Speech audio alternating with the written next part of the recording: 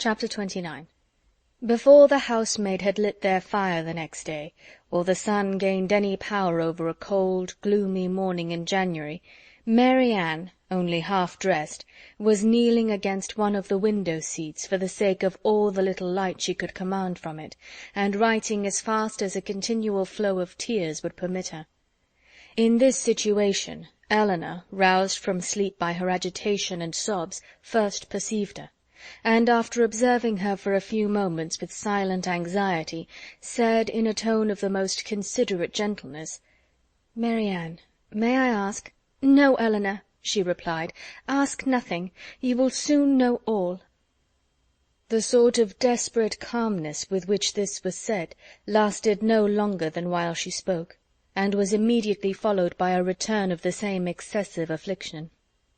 It was some minutes before she could go on with her letter, and the frequent bursts of grief which still obliged her at intervals to withhold her pen were proofs enough of her feeling how more than probable it was that she was writing for the last time to Willoughby. Eleanor paid her every quiet and unobtrusive attention in her power, and she would have tried to soothe and tranquilize her still more, had not Mary Ann entreated her, with all the eagerness of the most nervous irritability, not to speak to her for the world. In such circumstances it was better for both that they should not be long together, and the restless state of Mary Ann's mind not only prevented her from remaining in the room a moment after she was dressed, but, requiring at once solitude and continual change of place, made her wander about the house till breakfast-time, avoiding the sight of everybody. At breakfast she neither ate nor attempted to eat anything, and Eleanor's attention was then all employed, not in urging her, not in pitying her, nor in appearing to regard her, but in endeavouring to engage Mrs. Jennings's notice entirely to herself. As this was a favourite meal with Mrs. Jennings, it lasted a considerable time, and they were just setting themselves after it round the common working-table, when a letter was delivered to Mary Ann, which she eagerly caught from the servant, and, turning of a death-like paleness, instantly ran out of the room. Eleanor, who saw as plainly by this as if she had seen the direction that it must come from Willoughby, felt immediately such a sickness at heart as made her hardly able to hold up her head, and sat in such a general tremor as made her fear it impossible to escape Mrs. Jennings's notice. That good lady, however, saw only that Mary Ann had received a letter from Willoughby, which appeared to her a very good joke, and which she treated accordingly, by hoping, with a laugh, that she would find it to her liking. Of Eleanor's distress she was too busily employed in measuring lengths of worsted for her rug to see anything at all, and calmly continuing her talk, as soon as Mary Ann disappeared, she said, "'Pon my word, I never saw a young woman so desperately in love in my life. My girls were nothing to her, and yet they used to be foolish enough. But as for Miss Mary Ann, she is quite an altered creature. I hope from the bottom of my heart he won't keep her waiting much longer, for it is quite grievous to see her look so ill and forlorn. Pray, when are they to be married?" Eleanor, though never less disposed to speak than at that moment, obliged herself to answer such an attack as this, and therefore, trying to smile, replied, "And have you really, ma'am, talked yourself into a persuasion of my sister's being engaged to Mr. Willoughby? I thought it had been only a joke, but so serious a question seems to imply more, and I must beg, therefore, that you will not deceive yourself any longer. I do assure you that nothing would surprise me more than to hear of their being going to be married." For shame, Miss Dashwood! How can you talk so? Don't we all know that it must be a match, that they were over head and ears in love with each other from the first moment they met? Did not I see them together in Devonshire every day, and all day long? And did not I know that your sister came to town with me on purpose to buy wedding clothes? Come, this won't do. Because you are so sly about it yourself, you think nobody else has any senses. But it is no such thing, I can tell you, for it has been known all over town this ever so long. I tell everybody of it, and so does Charlotte." "Indeed, ma'am," said Eleanor very seriously, "you are mistaken. Indeed, you are doing a very unkind thing in spreading the report, and you will find that you have, though you will not believe me now." Mrs. Jennings laughed again, but Eleanor had not spirits to say more, and, eager at all events to know what Willoughby had written, hurried away to their room, where, on opening the door, she saw Mary Ann stretched on the bed, almost choked by grief, one letter in her hand, and 2 or 3 others laying by her. Eleanor drew near, but without saying a word, and, seating herself on the bed, took her hand, kissed her affectionately several times, and then gave way to a burst of tears, which at first was scarcely less violent than Mary Ann's. The latter, though unable to speak, seemed to feel all the tenderness of this behaviour, and after some time thus spent in joint affliction, she put all the letters into Eleanor's hands, and then, covering her face with her handkerchief, almost screamed with agony. Eleanor, who knew that such grief, shocking as it was to witness it, must have its course, watched by her till this excess of suffering had somewhat spent itself, and then, turning eagerly to Willoughby's letter, read as follows: Bond Street, January. My dear Madam, I have just had the honour of receiving your letter, for which I beg to return my sincere acknowledgments. I am much concerned to find there was anything in my behaviour last night that did not meet your approbation, and though I am quite at a loss to discover in what point I could be so unfortunate as to offend you, I entreat your forgiveness of what I can assure you to have been perfectly unintentional. I shall never reflect on my former acquaintance with your family in Devonshire without the most grateful pleasure, and flatter myself it will not be broken by any mistake or misapprehension of my actions.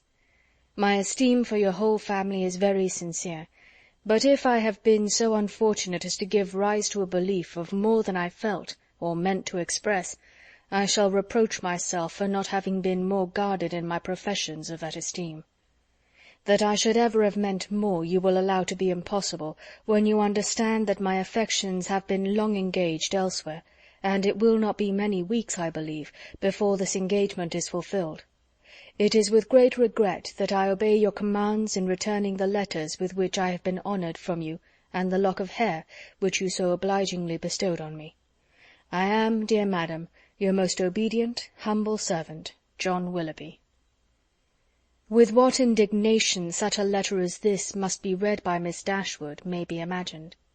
Though aware, before she began it, that it must bring a confession of his inconstancy, and confirm their separation for ever, she was not aware that such language could be suffered to announce it, nor could she have supposed Willoughby capable of departing so far from the appearance of every honourable and delicate feeling, so far from the common decorum of a gentleman, as to send a letter so impudently cruel, a letter which, instead of bringing with his desire of a release any professions of regret, acknowledged no breach of faith, denied all peculiar affection whatever, a letter of which every line was an insult, and which proclaimed its writer to be deep in hardened villainy.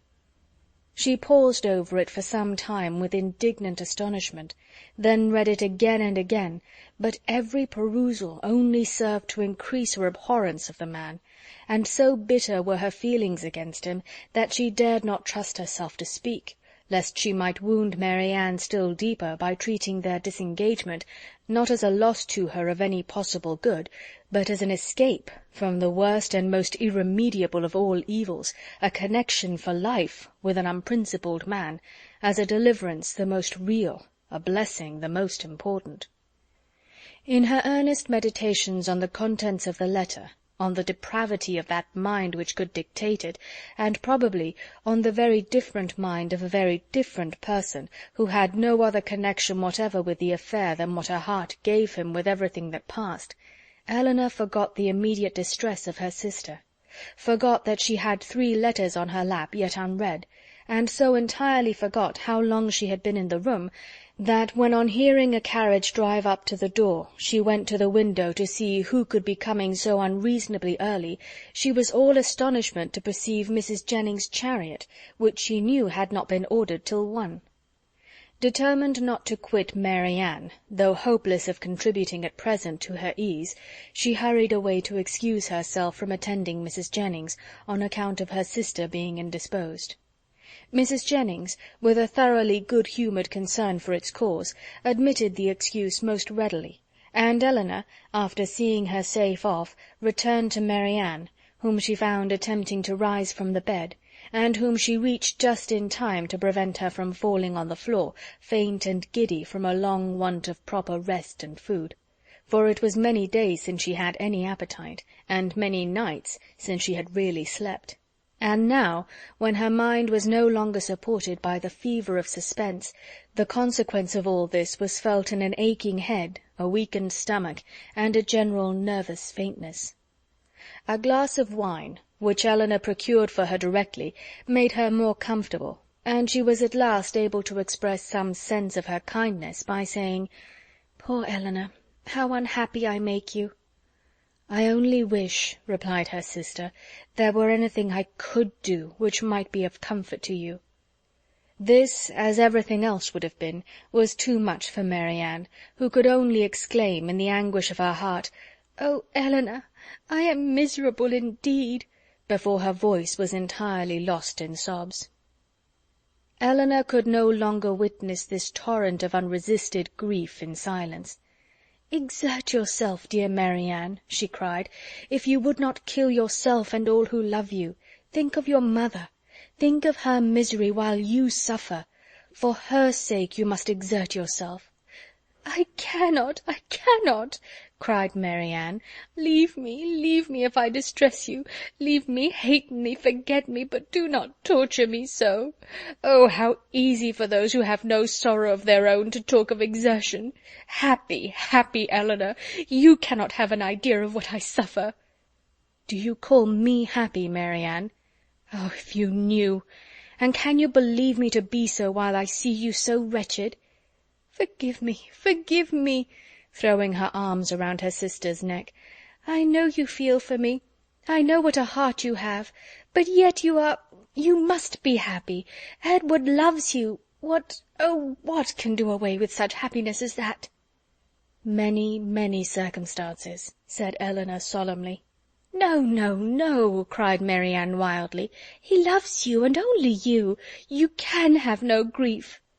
"I can have no pleasure while I see you in this state." "And you will never see me otherwise. Mine is a misery which nothing can do away." "You must not talk so, Mary Ann. Have you no comforts, no friends? Is your loss such as leaves no opening for consolation? Much as you suffer now, think of what you would have suffered if the discovery of his character had been delayed to a later period, if your engagement had been carried on for months and months, as it might have been, before he chose to put an end to it. Every additional day of unhappy confidence on your side would have made the blow more dreadful." "Engagement?" cried Mary Ann. "There has been no engagement." "No engagement?" "No, he is not so unworthy as you believe him. He has broken no faith with me." "But he told you that he loved you?" "Yes. No, never absolutely. It was every day implied, but never professedly declared. Sometimes I thought it had been, but it never was." "Yet you wrote to him?" "Yes. Could that be wrong after all that had passed? But I cannot talk." Eleanor said no more, and turning again to the 3 letters which now raised a much stronger curiosity than before, directly ran over the contents of all. The first, which was what her sister had sent him on their arrival in town, was to this effect: "Berkeley Street, January. How surprised you will be, Willoughby, on receiving this, and I think you will feel something more than surprise when you know that I am in town. An opportunity of coming hither, though with Mrs. Jennings, was a temptation we could not resist. I wish you may receive this in time to come here to-night, but I will not depend on it. At any rate, I shall expect you to-morrow. For the present, adieu. M.D." Her second note, which had been written on the morning after the dance at the Middletons, was in these words: "I cannot express my disappointment in having missed you the day before yesterday, nor my astonishment at not having received any answer to a note which I sent you above a week ago. I have been expecting to hear from you, and still more to see you every hour of the day. Pray call again as soon as possible, and explain the reason of my having expected this in vain. You had better come earlier another time, because we are generally out by 1. We were last night at Lady Middleton's, where there was a dance. I have been told that you were asked to be one of the party. But could it be so? You must be very much altered indeed since we parted, if that could be the case and you not there. But I will not suppose this possible, and I hope very soon to receive your personal assurance of its being otherwise. M.D. The contents of her last note to him were these: What am I to imagine, Willoughby, by your behaviour last night? Again I demand an explanation of it. I was prepared to meet you with the pleasure which our separation naturally produced, with the familiarity which our intimacy at Barton appeared to me to justify. I was repulsed indeed. I have passed a wretched night in endeavouring to excuse a conduct which can scarcely be called less than insulting, but though I have not yet been able to form any reasonable apology for your behaviour, I am perfectly ready to hear your justification of it. You have perhaps been misinformed, or purposely deceived, in something concerning me, which may have lowered me in your opinion. Tell me what it is, explain the grounds on which you acted, and I shall be satisfied in being able to satisfy you. It would grieve me indeed to be obliged to think ill of you, but if I am to do it, if I am to learn that you are not what we have hitherto believed you, that your regard for us all was insincere, that your behaviour to me was intended only to deceive, let it be told as soon as possible. My feelings are at present in a state of dreadful indecision. I wish to acquit you, but certainty on either side will be ease to what I now suffer. If your sentiments are no longer what they were, you will return my notes and the lock of my hair which is in your possession. M.D. That such letters, so full of affection and confidence, could have been so answered, Eleanor, for Willoughby's sake, would have been unwilling to believe. But her condemnation of him did not blind her to the impropriety of their having been written at all, and she was silently grieving over the imprudence which had hazarded such unsolicited proofs of tenderness, not warranted by anything preceding, and most severely condemned by the event, when Marianne, perceiving that she had finished the letters, observed to her that they contained nothing but what any one would have written in the same situation. "I felt myself," she added, "to be as solemnly engaged to him as if the strictest legal covenant had bound us each together." "I can believe it," said Eleanor, "but unfortunately he did not feel the same." "He did feel the same, Eleanor. For weeks and weeks he felt it, I know he did. Whatever may have changed him now, and nothing but the blackest art employed against me can have done it, I was once as dear to him as my own soul could wish. This lock of hair, which now he can so readily give up, was begged of me with the most earnest supplication. Had you seen his look, his manner, had you heard his voice at that moment— Have you forgot the last evening of our being together at Barton? The morning that we parted, too, when he told me that it might be many weeks before we met again. His distress! Can I ever forget his distress?" For a moment or two she could say no more, but when this emotion had passed away she added, in a firmer tone, "Eleanor, I have been cruelly used, but not by Willoughby." "Dearest Marianne, who but himself? By whom can he have been instigated?" "By all the world, rather than by his own heart. I could rather believe every creature of my acquaintance leagued together to ruin me in his opinion, than believe his nature capable of such cruelty. This woman of whom he writes, whoever she be, or any one, in short, but your own dear self, mamma, and Edward, may have been so barbarous to belie me. Beyond you three, is there a creature in the world whom I would not rather suspect of evil than Willoughby, whose heart I know so well?" Eleanor would not contend, and only replied, "Whoever may have been so detestably your enemy, let them be cheated of their malignant triumph, my dear sister, by seeing how nobly the consciousness of your own innocence and good intentions supports your spirits. It is a reasonable and laudable pride which resists such malevolence." "No, no," cried Marianne, "misery such as mine has no pride. I care not who knows that I am wretched. The triumph of seeing me so may be open to all the world. Eleanor, Eleanor, they who suffer little may be proud and independent as they like, may resist insult or return mortification, but I cannot. I must feel, I must be wretched, and they are welcome to enjoy the consciousness of it that can." "But for my mother's sake and mine?" "I would do more than for my own, but to appear happy when I am miserable, Oh, who can require it?" Again they were both silent.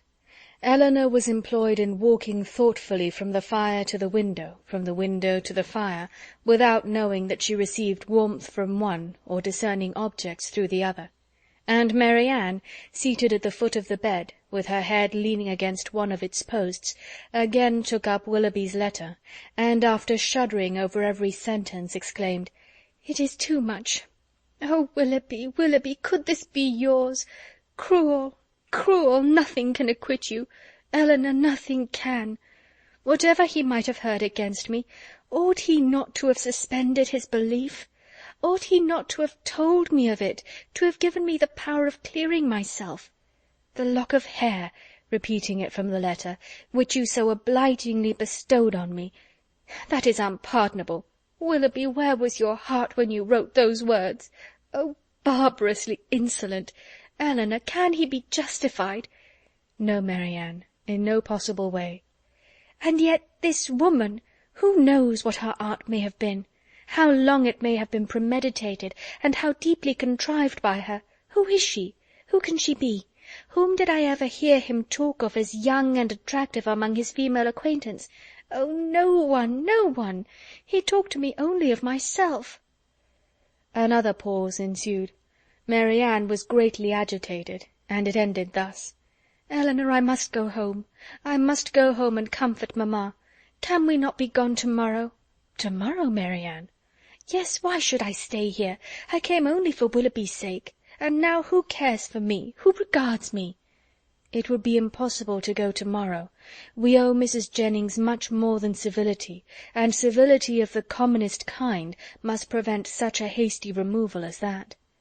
"Well, then, another day or two, perhaps, but I cannot stay here long. I cannot stay to endure the questions and remarks of all these people.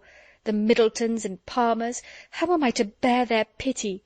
The pity of such a woman as Lady Middleton! Oh, what would he say to that?"